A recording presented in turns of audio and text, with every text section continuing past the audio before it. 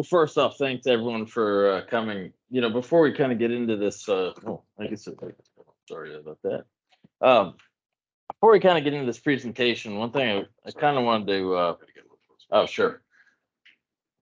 We work with about a couple thousand managed IT service providers, right? And here's some stats before we kind of get into this presentation. There's about, if you look at the total addressable market of MSP, you have 70% manage about 500 computers or less, right? 27% manage 500 to 5,000, and then only 3% manage 5,000 or above. So one of the reasons, obviously Cloud IT and Vince, that he's built a fantastic company, but I hope everyone understands here that's in attendance that these guys are in the top 3% of all MSPs in the world, right? And a lot of people don't know those stats, and when you go to market and you're selling stuff, this is the type of stuff you look into really deeply. And I'm not saying that just because I'm here. Actually, Vince has built a hell of a company, and it's really impressive. So today, what I really wanted to talk about is, I'm not here to sell what we do for a living. I'm here to really give you an insight into kind of how we look at defending a company, and then give you some case studies on real world breaches that we deal with, right? And we'll kind of get into it. And if there's any questions, please stop me at any time. Please make this interactive. It doesn't have to be just sitting here listening to me talk up here. So let's get into it. Little bit of background on myself and the rest of my board of directors. I did spend 12 years at the National Security Agency. So for those that don't know, when you're from the East Coast and the DC, Baltimore area, NSA, CIA, FBI is pretty normal. In the rest of the country, sometimes you don't see a lot of us folks. But the National Security Agency essentially has a couple of main missions. One, they have a foreign intelligence mission, right? So their job is to essentially, if we have a requirement, let's say, for example, to learn about Iran's attempts at building a nuclear weapon, that's our job to figure out what they're doing. And the difference between CIA and NSA, the CIA would essentially do something where they're recruiting a human to try and commit treason on their country to give us data that we want. NSA, we do it a little different. We use satellites, we use hacking, we use every electronic means available to get data. Without going into too much detail, my job was really on that more electronic offensive cyber side. So, for lack of basically, we broke into networks to get data to help our national security missions. I personally was lucky enough to also do the CIA job as well, where we conduct operations undercover, we go overseas, we recruit people, and then we take all the knowledge we had to essentially solve a problem if we had to, however that problem had to be solved, whether it was electronically or physically. So if you kind of look at my board of directors, you'll get a sense. We have a lot of folks from the kind of national security world and a lot from the commercial. But all we do today is, frankly, protect companies. Because if you think about it, cyber warfare or espionage or attack, it's actually not a great war weapon. It's a really good economic weapon. And the reality is, when you're a nation state, a lot of times you're looking for data to inform you. So, real world example. We had a customer, they made a part for the Orion spacecraft. Chinese wanted that part, right? So you hack in, you get to their CNC machines. So they're kind of, this is where you load like kind of CAD files up and it can cut a piece of metal. We caught them, they tried to steal diagrams so they can load it into their own platform to build. So that's classic industrial espionage. I would say for the vast majority of folks in the United States, their biggest kind of concern when you run a business, let's be honest, when you think about logistics, just-in-time production, just-in-time delivery, there's only one thing that enables that, and that's IT, that's networked applications. And so when you think about ransomware, for example, where someone encrypts your computers, they steal your data, and they try to extort you for money, it's really effective against any business that relies on the internet to conduct transactions. Like, we all connect our businesses to the worst digital neighborhood, in the world, which is the internet. And so that's what I'm here to talk about today a bit. And so obviously you get a sense of the background. So a lot of what I'm going to talk about, it's not to be salesy, it's not to be anything. It's just real world pragmatic. This is what we're seeing. This is what's going on. And from the lens of having kind of been the bad guy for the right team. So, before we get into kind of some case studies, what I wanted to talk about is some actual definitions. And this is a little bit nerdy, I'll be honest, but I think it's important to understand. Um, these are terms that the hacker community will use. So, and they're used way too loosely. So I wanted to define them for everyone. So first off, when you ever hear the term an exploit, right? This guy exploited this company or that company. The reality is most of the time they logged in with credentials. It wasn't an exploit. So what an exploit is, or a remote code execution technique, someone calls them a RCE or RICE for short, is essentially there's an application and there's a flaw in the application. The hackers determined what the flaw is. They can send traffic and commands to this application that allows them to do more than they should. That would be an exploit. So recently, Microsoft Exchange, which is an email server that a lot of people use, specifically an on-premise one, had a new 0-day, right? That was an exploit. This was a capability allowed you to essentially send magic traffic at a server and you're going to get onto it. This is that specific exploit that we actually knew about 2 months before it came out. We actually dealt with it. I'm going to cover a case study today of us actually catching that one. We didn't announce it publicly just because unfortunately, they brought in a forensics firm on this particular one. They messed up the image. And so we didn't have every single step to allow us to come out publicly with it. But so that's an exploit. Persistence. This is when you land on a machine, one of the most challenging things is actually surviving a reboot of the machine. Because if you think about it, you got antivirus products, or some people call endpoint detection response. The thing is, they're all trying to catch software trying to survive a reboot. So when you think persistence, think about this is the techniques you use to stay on a device. Lateral spreading, I would argue, is the single greatest thing you have to pay attention to when you're in IT or you're running a business and you're protecting it. And what this really means is you land on, let's say, patient 0, the first machine. It's how you spread to the next ones. And the reality is when you spread, it's really most of the time not using an exploit or any other techniques. It's actually stealing IT credentials and moving around, right? So this is one of the reasons that, I would say, and I'm not here to do a, advertisement for Cloud IT, but it's one of the reasons we partner with Cloud IT, because they're actually aware enough to understand that when you can co-opt IT tools and use them for your advantage, they're hyper effective, right? These are hyper effective ways of spreading around. Because if you think about it, what does IT do for a living? They install applications, they uninstall applications, they remotely monitor machines. This is exactly what a hacker wants to do when they want to steal data or ransomware encrypt you. So that's lateral spreading. So that's the act of getting in and moving around. Other people call it pivoting.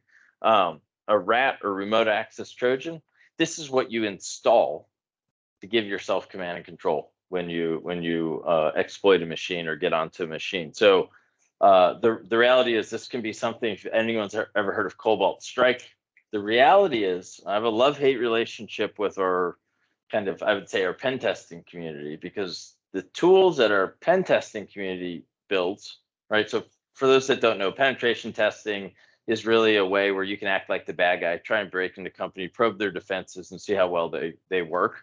But the reality is the tools to do that activity, 90% of what we're defending against is tools made in America that people use to test your security that bad guys use to do the real damage. That's the truth. It's unfortunate, but it is. APT, this is a term, advanced persistent threat, that has changed over time, right? So it just used to be a remote access Trojan that could install a machine and persist really well and be able to, handle a lot of command and control. It's turned into equal nation state. And when we say nation state, this would be the equivalent of what I was, right? So this would be a foreign intelligence service in our case, take the Chinese, the Russians, so it could be the FSB or the GRU or the Ministry of State Security in China, for example. This is their tools, their techniques, their operation when they land in, it's usually an espionage. I will say sometimes we call it preparation of the environment of the battlefield. It's a little dramatic, to be candid, for the cyber world, but the point is getting tools installed on a machine for a rainy day. So take the Russian, Ukraine, US thing that's going on. An example would be the Russians putting essentially remote access Trojans on critical infrastructure, so that if it came to a time when they wanted to press the button, they could, essentially create a ransom event with no ransom, just a encryption destruction. It's something where, they can cause damage. So it's kind of a latent capability for a rainy day. When we talk nation state versus organized crime, I will tell you right here, everyone in this room, and it frankly doesn't matter what industry you're in, your greatest single concern should actually be the organized crime side. When you think about it, if all your files are encrypted and your data was stolen, so that's a big distinction here. When ransomware used to happen, they would encrypt your file system and say, hey, pay us or you don't get the keys. And if you didn't have great backups, or if you had on-premise backups where you had a server on-prem, right? And they target those first every single time. As soon as they land network, the first thing they're looking for is on-prem servers. That is your single greatest concern. What's changed now is cloud-based backups, immutable backups, which means like you have a clean snapshot of them and it's not going to change. Essentially what's going on now is like, well, I guess encrypting is not powerful enough because a lot of people have good backups and they say we're not going to pay. So what they do first all the time now is they steal as much data as they can, and then they'll contact you once your machines are encrypted and say, listen, we're going to, you have 36 hours to pay, whatever the amount of money is. I'll give you a real world example. We had an oil company, right? Not that big, it was like 400 people or so, 400 or 500 folks that worked for this company.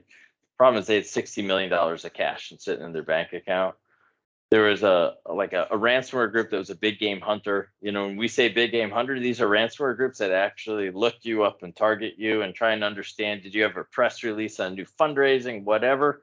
The point is, these guys are going to focus on you to get in. Now that's for the big guys. They'll steal data first and they'll say you have 36 hours to pay us, or we're not going to give you a key and we're going to release all your data. So if you're in healthcare, nursing home, anything with like what we call EPHI, health information, personalized information where you're legally liable, that's what they use to extort you.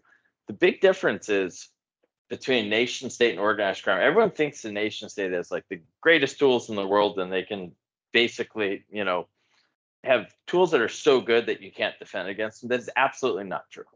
The reality is the big difference with the nation state is they are going to spend more money than you can imagine to get into your network, step one.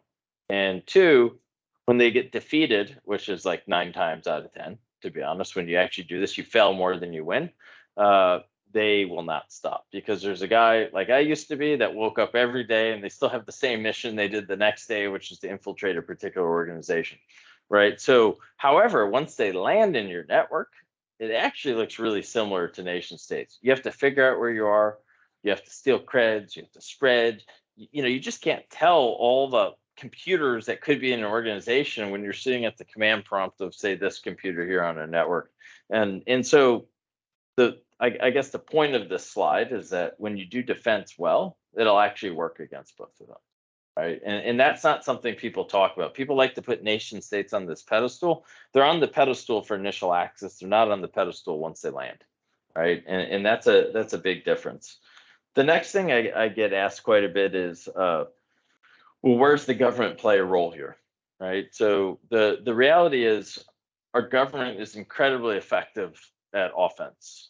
Incredibly effective at offense. They spend money that you'd be shocked at, but it's really in the interest of our national security. And I can tell you, I'm not a political guy. I'm completely apolitical.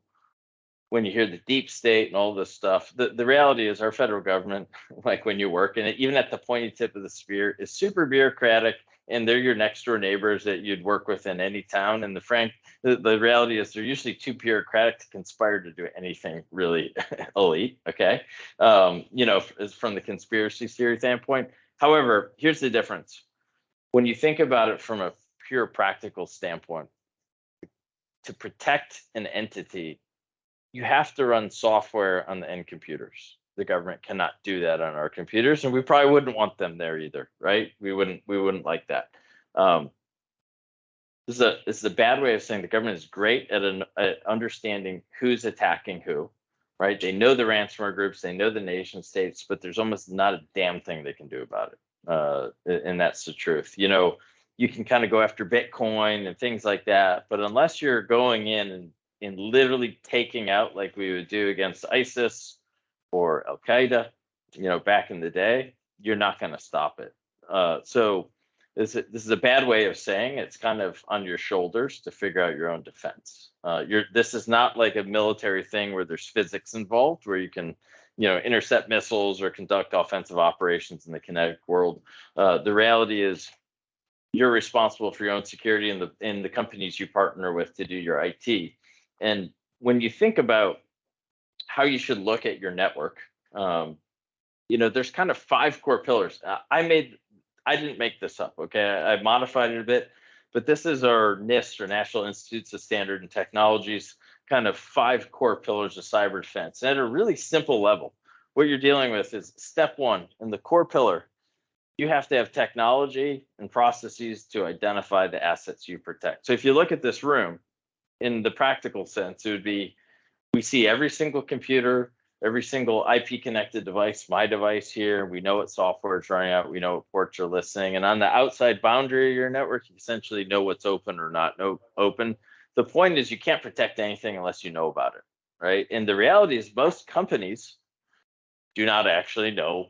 I have a full picture of what's running on their network, right? So when you think about a managed IT service provider like Cloud IT, they run software called remote monitoring and management, or RMN. They do vulnerability scanning. Those are the technologies you use to actually understand what the heck you're protecting, right? The second pillar, in the NIST world, it says protect, right? That's what they actually say. I renamed it to harden because protect didn't make a lot of sense to me. The reality is the vast majority of breaches we stop have nothing to do. Yeah, okay, we're in the game, we're stopping, and we're doing a good job. I think we're quite good at it. However, it's usually because of poor hygiene, right? So you think of COVID, who had a higher chance of a bad outcome? If you're overweight, you have pre-existing conditions, diabetes, whatever. Same thing in the virtual world. If you're not doing vulnerability scanning, you have too many ports open, everyone has local admin on their computer, odds are if the virus gets into you or the bad guy gets in your network, you're going to have a bad outcome. So when we think about hardening, and this is something Cloud IT does, there's I think most of the frameworks out there, PCI, HIPAA, CMMC, if you've heard of those ones for like the government world, they're really pie in the sky, to be honest. They're like, you must have a system in place to catch hackers. Well, it's not that easy, right? So the reality is the best thing you can do is reduce your attack surface. That's the best thing you can do. And there's a platform called CIS, the Center for Internet Security, that has essentially benchmarks and controls. And it's something I know Cloud IT follows, but that's the job of reducing your attack surface. I'll give you like a real world example. It's a real world example that doesn't apply to most folks here, but put yourself in the shoes of a nation state or my old life. So let's say there's a company, they're part of the supply chain for some nuclear weapons process or something. They're important, right? And maybe they make the explosive, maybe they do the metallurgy. The point is we need to get into this company because we need to know what they're doing. When you think about hardening, one of the things we see all the time is people list their resume, especially in IT, on LinkedIn, and they say all the tools they work with.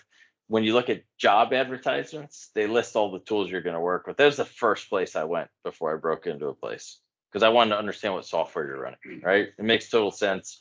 But so when you think about hardening, this is all about reducing your visibility and your attack surface. So it's things like not telling the world, that we're a Cisco shop or Meraki, whatever we run, or I'm the head network domain administrator. That's bad, right? Because you're basically a target. So that's kind of hardening. Reduce your attack surface. Detect. This is really where I would say our industry's done a really. When I say our industry, I mean vendors like us that make technology to catch hackers. As you guys can imagine, the marketing team gets involved pretty hard, and they throw things out like machine learning, artificial intelligence, zero trust. The reality is that's a lot of silicon snake oil most of the time. It doesn't work that well in reality. And when you think about detection, there's 2 core pillars. There's 2 ways you catch a hacker. You catch their malicious tool set, so that's malware, right? We heard that term. That's how you command and control. The second part is tradecraft, is what we call it, or behavior, other folks call it. So if you put yourself in the shoes of a hacker, especially for those that are in IT in this room, let's say you have a command prompt and like a reverse tunnel or proxy, shell on a machine. You're sitting on this machine and you either have to encrypt them, which means you have to encrypt all the devices, or you want to steal data from a specific person.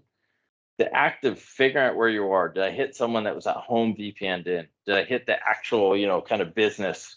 Where can I go? What subnets exist?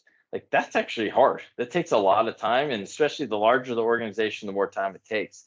That is what we call tradecraft. And I would argue when you're going to focus on tradecraft, the most important thing you look at is highly privileged accounts and people. The reality is, in our shoes, we went after IT guys. They were our number one target. They were literally, like a seal for a polar bear. It's what we wanted. Because why? They had all, the credentials. The thing is, though, we also benefit as companies from highly networked applications, real-time data. This is what gives us advantage. So you have to have IT folks. So the thing is, what you need to think about on the defense side is, here's a stat for us. I probably have it in here, but I'll just skip to it. 86% of the responses we do. So we're a company, we make software to catch bad guys, and then we run a 24/7 threat operations center. When we see a bad guy, we try to take him out. 86% of our responses, bad guy network, we had to take them out, were not detected by AV or EDR. With all the machine learning and AI and all the marketing around, that's the truth. You know how we catch them? We catch them because we see them authenticate from one machine to another. We know it's a privileged credential. We know what that launches. Right? Go for it. So let's say that you catch a bad guy on one of our machines and you lock it all the way down. Yeah. Do you go after that person? No. Yeah, it was kind of funny. Like in the very early days of CrowdStrike, they kind of talked about this concept, but the reality is everyone redirects through some other compromised infrastructure. And so you're probably going to be hitting like some Filipino girls' school or some like Netherlands server. And you really, that's why attribution is really, really hard. It'd be awesome. I'd love to go after them, and arguably the most effective way would be kinetically to go after them. So, but when you say go after the bad guy, you just mean you saw him come in. Correct. And you're taking him out. Correct. Yeah, our job is basically like, listen, we see this computer just got compromised. Before they're spreading around, getting everything ready to take the whole network down, we need to kill their command and control. We need to isolate the machine. It's kind of like if your arm's infected, we chop it off so it doesn't infect the rest of your body. Does that make sense? Yeah, okay, good. In speed does matter here, right? You hear a lot of I would say marketing, covers like, the average hackers in your network 90, 180 days. It's actually not true most of the time. That's true in nation states when they're gathering intelligence because they don't want to be caught. It's true, if you remember like 4 years ago, there's a lot of credit card theft, Equifax and all this personal data theft. True there. But the reality is you have hours to a few days with ransomware groups generally. So like, for example, our average response time from the first alert to essentially, we have a tier 1 and tier 3 analysts in our threat operations center. Tier 1 analysts, think of them as a triage nurse. Their job is to understand, is this serious, not serious, and if it's serious, we're escalating it to the surgeons. That's our tier 3 guys. They're like really hackers, at the end of the day, and they're going to look at what's going on, like, oh my God, it's just as bad, and take them out. Our average time is 20 minutes from the start to the finish, which is pretty much the fastest in the world at this point. But that's the speed you need to operate with, because about 8% of the customers we onboard are already owned. They already have someone who's in the process of trying to spread and get in position to ransomware. So that's kind of how it works. I hope it's useful. Yeah. I have one thing. Sure. On the reboot, persistence. Back in the day, I used to work in a data center servers. They would have something on them that triggered on reboot. Right. You were talking about it surviving a reboot. Yeah. But these hacks triggered on reboot. Well, generally, if they trigger on reboot, that's because you're already there. So that's actually really a form of persistence. The problem is most people don't see the active, like non-persistent access to the So that device. trigger is just surviving. Correct. Yeah. Yeah.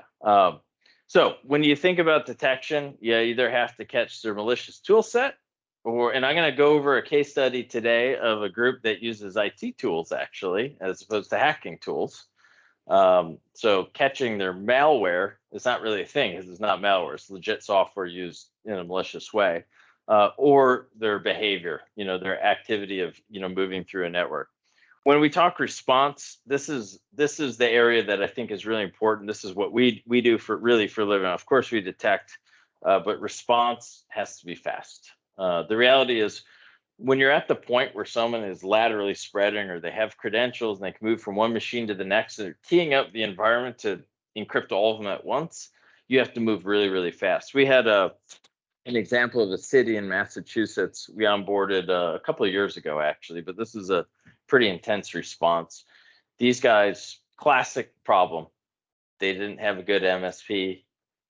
These guys were, had Windows 2000 servers, like literally stuff we hadn't seen in a really long time. That's what the bad guys were sitting on. When we onboarded them, we couldn't even run on the Windows 2000 servers. We go all the way back to 2008, R2, but we couldn't see them. And so what we saw was their lateral spreading. These guys hit the 911 server, the police dispatch, fire dispatch, the tax and accounting infrastructure. They hit all the security surveillance infrastructure all at once. That was a perfect case where real-time response. We had a kill process. In the case of the 911 servers, we actually took out the command control process that allowed the bad guy to have access. We didn't take out the 911 servers, right? So real-time response really does mean that it has to be real-time. Our most active time for response is Friday night through about 6 a.m. East Coast Saturday morning. That's when it is. And it's on purpose, because why? We're at happy hour, right? We're having fun. So, and then recovery, if you, all that's left to boom. If you do it right, the whole job is to keep you from not getting encrypted. The right side is like, okay, shit went sideways. Now, what are we going to do about this? We need to kind of live to fight another day. So this is kind of cloud backups. This is having cyber insurance, for example. It's a really important thing. If you guys are running a company and you rely on your IT and you don't have cyber insurance, I highly recommend you go get it, right? It's just, unfortunately, it's gotten to the point where it's becoming more like malpractice insurance for doctors, right? You're getting all the benefits of connecting to this horrible digital neighborhood called the internet, yet you don't get any insurance on it. You wouldn't do that with your own house. You don't want to do that with your own company, okay? So that's kind of what you think about on the recovery side. And this is really generic, so I apologize. I know this is a little high level, but when you think about it, there's like several stages to a breach, right? The planning side, here's the biggest misconception I hear all the time. I'm a small manufacturer in the Midwest. I'm a 20-person company. I'm whatever. No one's going to target me. Almost every ransomware attack we see is not targeted. What it really is they run the way these ransomware groups, they're organized crime. They're crime syndicates.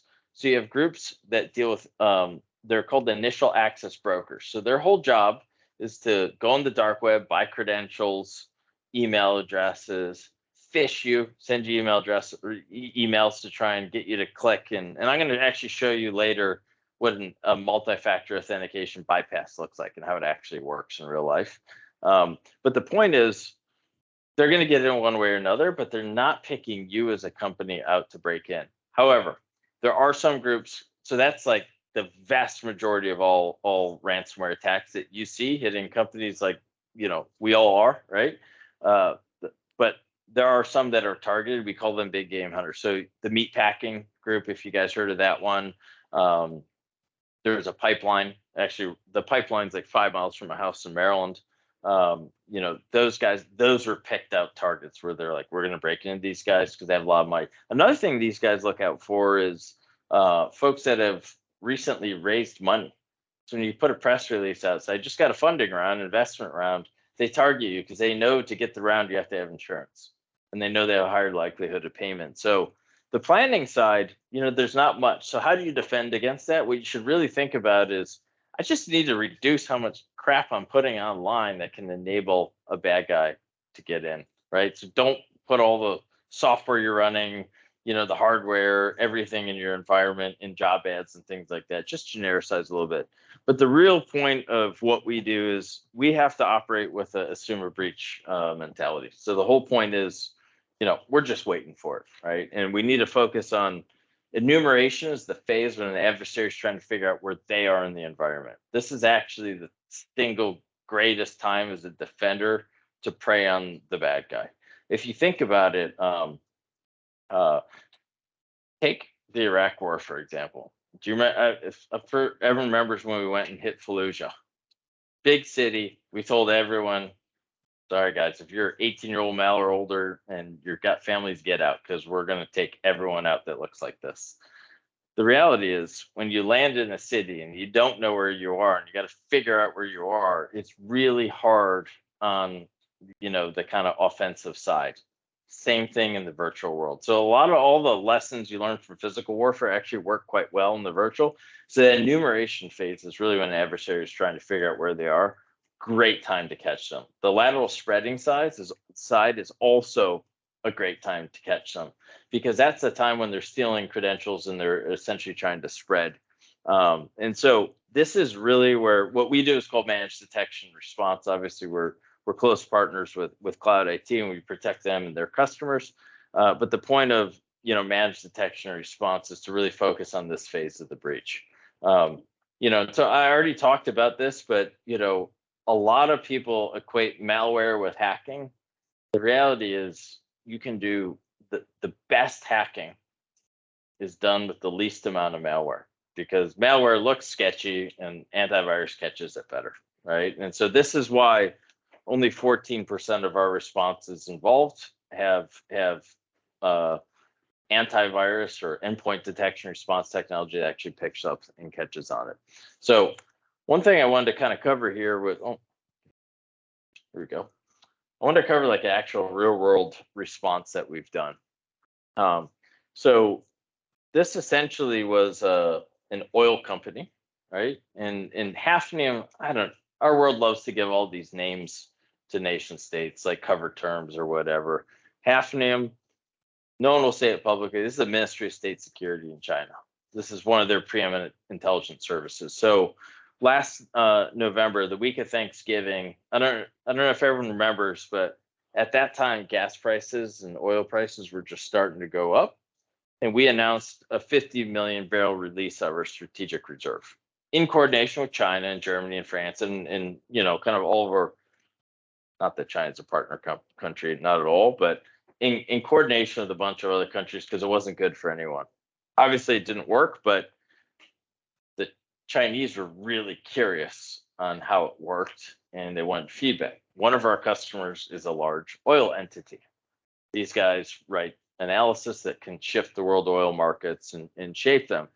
So literally, President Biden announced it that afternoon.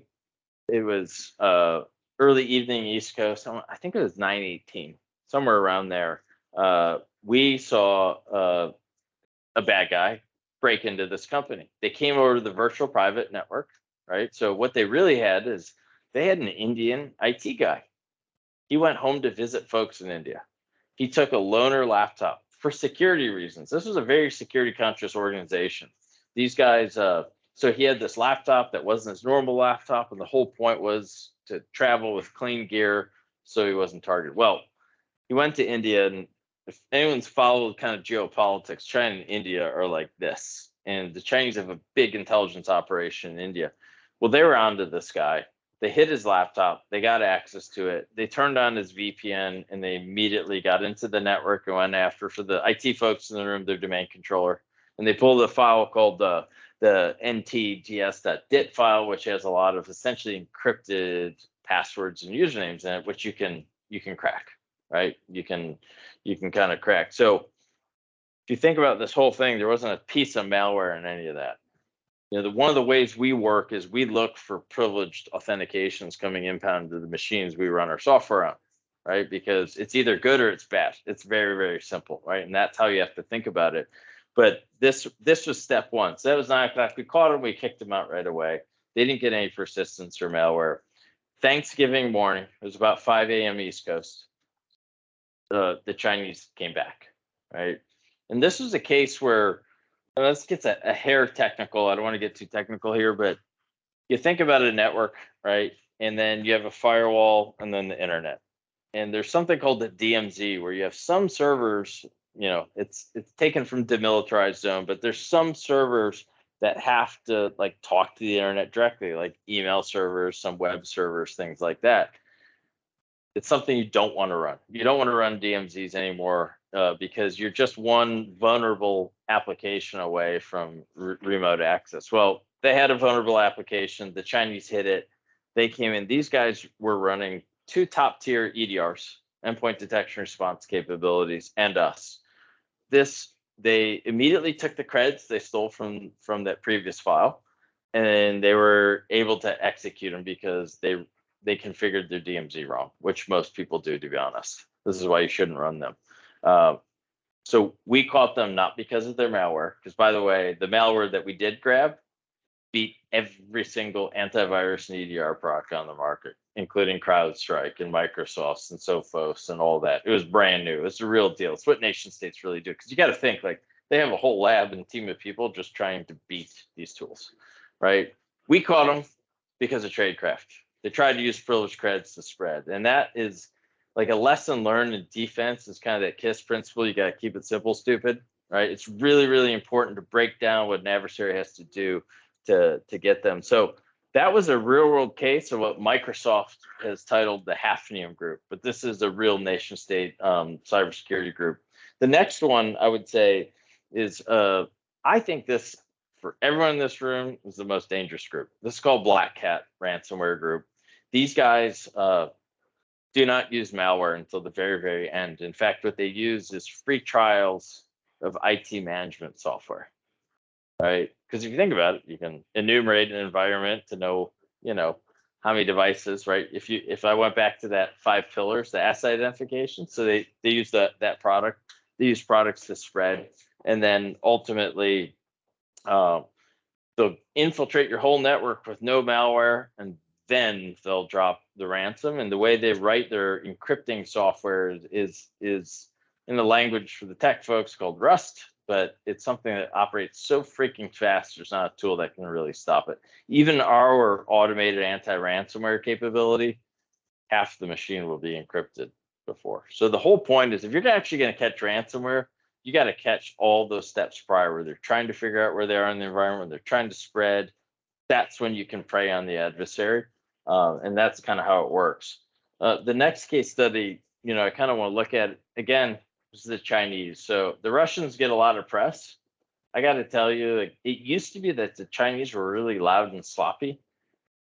They are really good now. They're really, really, really good. And the Russians, we actually don't deal with them that much.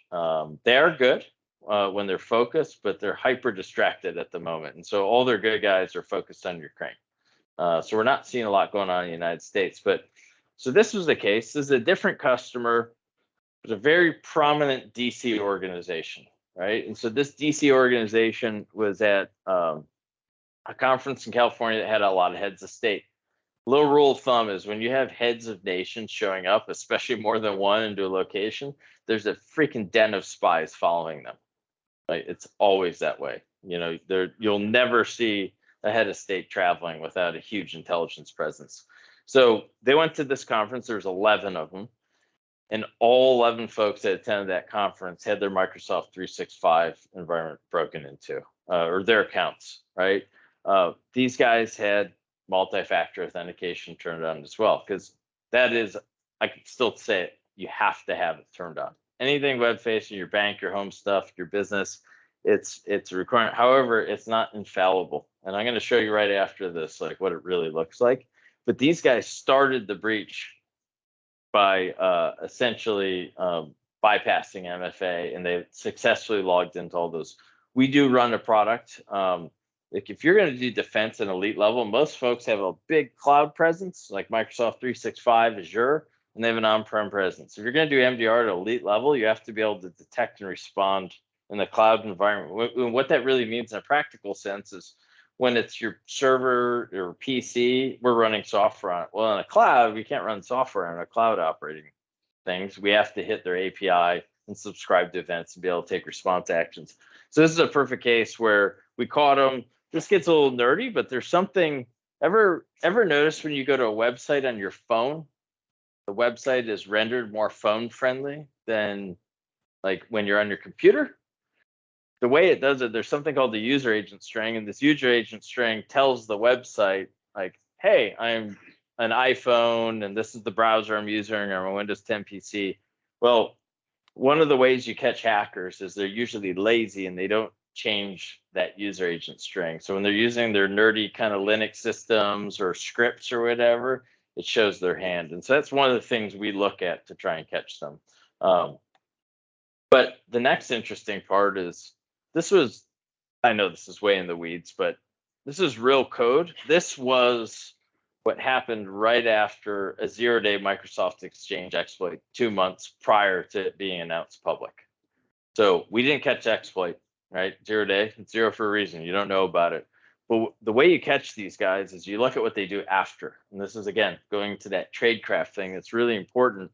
If you notice, they named their malware iTunes-helper.exe. I don't know what the hell that is, but it essentially was to hide in plain sight. But this was a brand new 0-day thrown by an intelligence service to get onto this entity. It became public later, but the point is you don't catch them by always going for the malware, because if you go back to our stat, that's only 14% of our responses. The other 86 are either using, not usually 0 days, but they're using live off the land techniques, stealing creds, IT tools, things like that. So let's see if I can make this work right with these two screens. What I want to show you guys is essentially, all right, we made a video because doing this stuff live is super dangerous because it usually doesn't work. That's the truth. That's the other thing about hacking is most of the time you screw it up like 15 times. So I want to walk you through, essentially, we just made this week and we used my own account to do the demo. So what this really is, we run a group called our Adversary Pursuit Group. This is like our skunk works at our company. So they do threat intelligence and they do rapid prototyping of new defense technologies in response to what we see in our 24/7 threat operations center. So what I'm going to walk you through is this is how you bypass, not how, this is one of several techniques to bypass multi-factor authentication. So for those that don't know, multi-factor means you put in your username, password, and you might have like, for example, oh, my phone's, I turned it off, but you'll have like a code that comes up or you get a push notification. It's that thing that comes to your person, your physical device, is like an alternate check and balance on the username and password. And this is how you actually defeat it. So what is going on right here is essentially, this is the hacker server, right? And I know this is a little bit in the weeds, but what they're doing here is you have your little command control. So I'm the bad guy. This is my server or my machine I'm running my hacker software on. But then I literally buy a domain name, right? And you're going to see in this case, we actually bought it. It was I think office.co.uk. But instead of the I in office, we replaced it with a 1, which is kind of hard to see actually, right? And so we bought that server. And then what this is we have all these options. See this, all these sites here? We got LinkedIn, we got Citrix, we got Amazon, Reddit, WordPress, Okta, TikTok. These are all pre-built templates to replicate their site. By the way, this is a pen testing tool. Again, why I get irritated at the pen testing world, because yeah, it's good for testing people's defenses, but the bad guys use it nonstop. And that's what we defend against nonstop. So in this case, we're going to replicate a Microsoft 365 login. And so what they're really doing here is setting up the server, right? So they're saying, hey, I want to pick the Office 365 template. And we're going to, if I pause here, oh, this is really hard to see with it. Pause. See office right here? You can see that's a 1. You know, there's a rule of thumb in manipulating or tricking humans is you can almost always trick a human once, easily. Twice, it's a little harder. Once, it's almost surefire no matter how smart you are, right? And so they're going to pick that specific. So here they are. They're setting up the server to essentially look like a fake Microsoft 365 login, and the URL at the top of your browser is going to look the same. And so this is them getting it all set up and running. And so I'll fast forward a little bit. What they're going on here, this is when they're actually crafting a phishing email, right? So they used me. They basically, what is it? I can't read it up there. They basically said, hey, John, and this comes from Dave. You know, he runs my APG group. I need you to check this document out ASAP. It's really interesting. And there's a link to the document. You know, when you share a document with OneDrive or something like that, you can just share it and it's a link in the email and you click it. And so the idea is here, you're just socially engineering someone. So when you think about it for a second, how do you reduce that attack surface? It's hard in this case, but if I'm going after a person and I want to trick them or at the end of the day, really, you're a con man. That's what you're doing. This has been going on forever, right? I want to know what you're interested in, right? If you're interested in hunting, I might come up with a new, kind of hunting location, preserve, new weapon, new technique, whatever. I'm going to make it so you're interested in clicking and opening this thing. And so, but this is what the hacker actually is typing. This is what it really looks like in real life when they're crafting that email. And I'll speed this sucker up a little bit. So they write that up. So that's the bad guy machine. The next machine, this is kind of the victim device. So this is who's going to receive the email. So if you see right here, it's an email, right away here. So I guess I'm the bad guy in this case, but hey, I need you to look at this document. Here's a link to it, whatever. And the point is you can spoof it so it seems like someone coming from your own org, right? So just to recap, because it's a little tricky to follow, you got a server sitting out there that looks like Microsoft Office login. I sent you an email. If you click this link, you're really going to the login for the fake Office server, right? And this has been around for a really long time, but there's a nuance to make the MFA part work. Okay, I clicked the link, right? I'll speed this up. So here we go. We're trying to sign in now. So, essentially, we're going to, do our login bit. David logs in. He's like, cool. It's all good. We're logging in. So this is the victim logging in. Pause. So what's going on now is you just got a text on your phone to essentially authorize the login. Ever get the push notification where it's like, hey, do you approve this login? So one rule of thumb here, it's not that this is bad. I use this personally. However, a more secure way is when you open your authenticator app and you actually have a code that changes, right? Because you have to have the phone, you have to have that app. The push thing, you can trick someone just saying okay, not knowing it was bad. Or in this case, it's a little bit different, right? So what's really going on, if we look up top, see that Office? It has a 1. That's fake. We actually did this real. We own that domain name now. So I guess we could be bad guys if we wanted. But so what's really going on is we've intercepted the username, we've intercepted the password, but we don't need the password. Oh, go ahead. If you question comes to you, you put in an invalid password, but they accept it. Would that be an indication that you're being spoofed? That's interesting. Well, it's actually a real thing the hackers deal with where people do screw up their creds. You mistype your cred a lot. I've never really thought of it that way, actually. You could always sign in or try and sign in. Yeah, I mean, that could be a way to figure out someone who's doing something bad. I think the biggest giveaway, though, is like, look at the domain name. Yeah, but you raise a good point. I mean, you could put in a crap password if you know it's a phishing thing, but I personally would advise, like, you if you're smart enough to do that, you're smart enough to look at the link and not click it in the first place, if that makes sense. So you won't get yourself in that situation. Because that is you make a really valid point there. I mean, that is one way. Thing to add to that though is if you put a wrong password in, and the fact that they're pushing you an MFA means they put your password in there already. Yeah. So they would know that it failed and they can display that on the screen. Yeah, like if you put the wrong password, it's gonna say wrong password. So you're not gonna get the push notification to finish the second part of your authentication, right? And so you'll watch how this plays out, right? So what's really gonna go on here is now you put your username and password in, you got the push notification, it's like of course this was me because I just logged in. I was trying to look at this document, right? And now I'm logged in. But in reality, fast forwarded here, this is what the attacker machine sees. Sorry, it's a little slow, but once it comes up here. All right.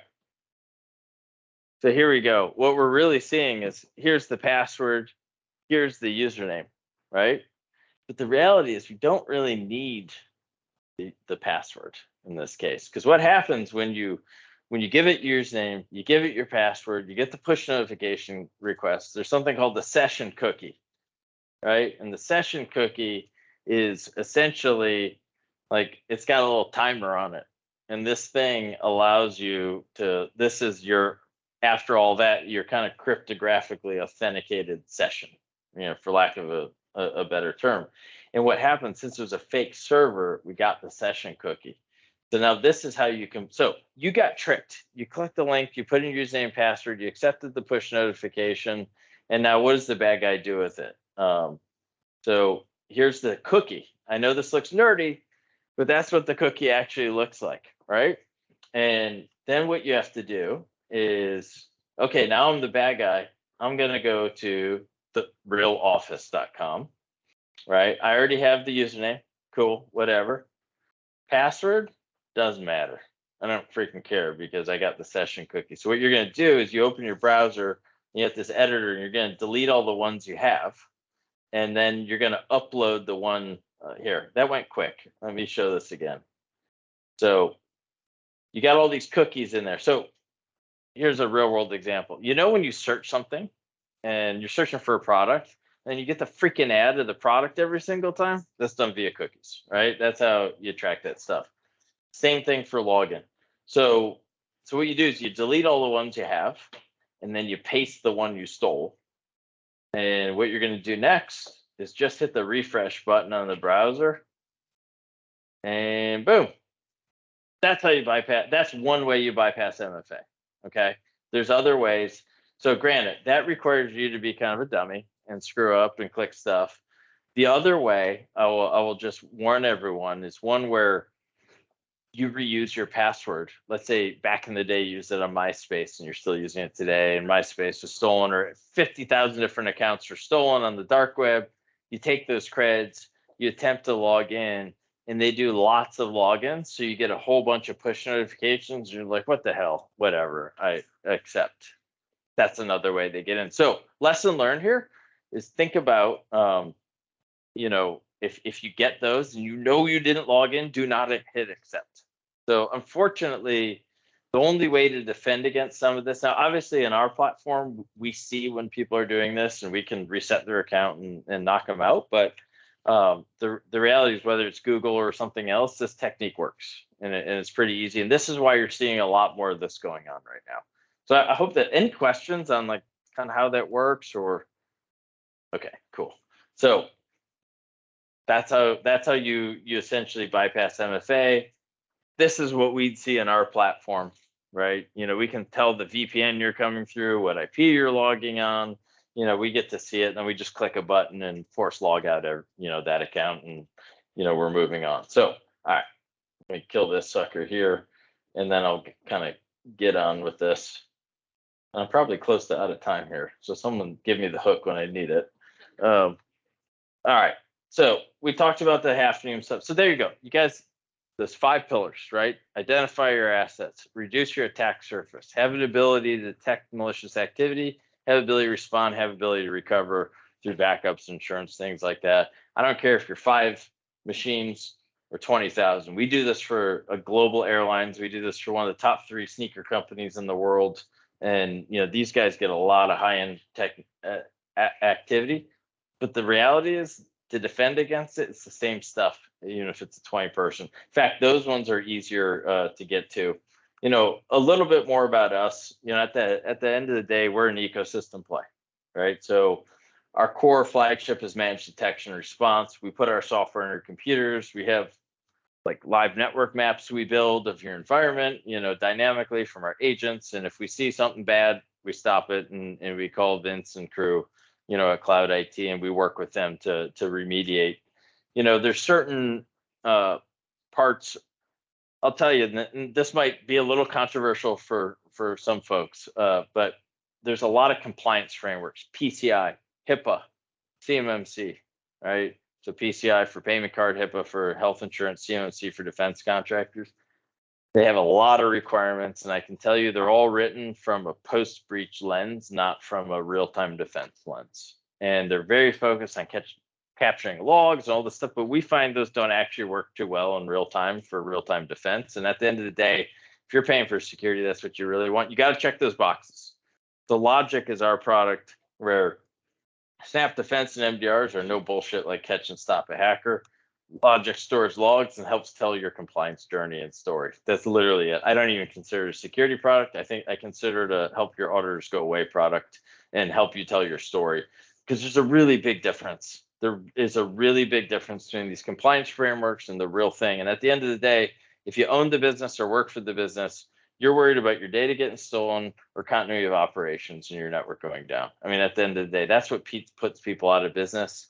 And then when we're thinking like kind of SMB America, there's not a lot of companies that can actually survive financially a full-on ransomware attack. And if you're in manufacturing or logistics, those ones go down the hardest, way more than banks. Way more than banks. They really do. Just-in-time production, just-in-time delivery. Think about it. That gets super disrupted. Cloud response, this is what we use to kind of catch the MFA stuff I just sold. So we're the first company in the world doing kind of live response on 365 environments. But it's really important because what we watched is actually in the past 12 months, the last 2 months, I'm going to carve out of this. We watched a decrease in ransomware. Actually, since the Ukraine war kicked off, there's been a decrease. And what really happened, this is our best guess. So I don't want to state this like it's fact. I want to be really clear on or careful with my words here. But there's a large group called Conti. There's a Russian-based ransomware organized crime syndicate. They pledged allegiance to Russia when the war kicked off. Well, they had a lot of Ukrainians working for them too. And the Ukrainians leaked all their tools, their internal comms, and everything. That group broke apart. And we watched a big drop in ransomware activity. The past 2 months, it's right back where it was. So these groups all reformed. Now there's like 5, 6 groups doing a lot of the damage. And I got to tell you, they're like Black Cat's one of them. They're really, really good. They're legit. They're as skillful on the keys as I've seen nation states. The only difference is maybe they have less, if you remember the beginning, remote exploit or exploit sort of, remote code execution or exploit sort of techniques. So that's what we've been seeing. To kind of bookend this thing, we also have a full cyber insurance offering. We have a wholesale capability for tech E&O cyber and directors and officers insurance. It's underwritten by pretty much the 5 biggest cyber insurance carriers, because to be honest, they've lost their ass past 2 years. The cyber insurance, there's been a 50% drop in capacity. Think about that. There's one surefire growth industry for insurance, which is cyber, and they can't control the risk because they're paying out more claims than they're bringing revenue. And if you're not familiar with insurance, the way insurance really works under the hood is they make a bet on a risk. They take all your kind of premium. They know they have to pay a certain amount out. That's all the actuarials. They try to do math. That doesn't work with cyber because it's always changing, so they have no clue. And then they invest that money. At the end of the day, they're no different than a hedge fund. That's what they really do. And so when it doesn't work, it's a big deal because they're dealing with billions. And knock on wood, we've never had anyone mass ransomed under our watch, which is crazy. We onboard about 400 new end customers a month into our platform from MDR, and we hope to keep that, that record going. But I think it's really because we focus so much on the tradecraft, not on the malware, because that's how the game's played, I think, at elite level. But we bookend it with risk.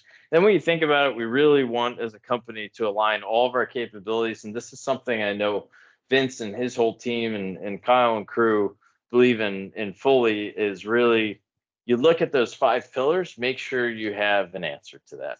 Okay. And so that's how we like to operate as a company, you know. And with that, I think that's pretty much all I got, but I'm happy to take you know, any questions or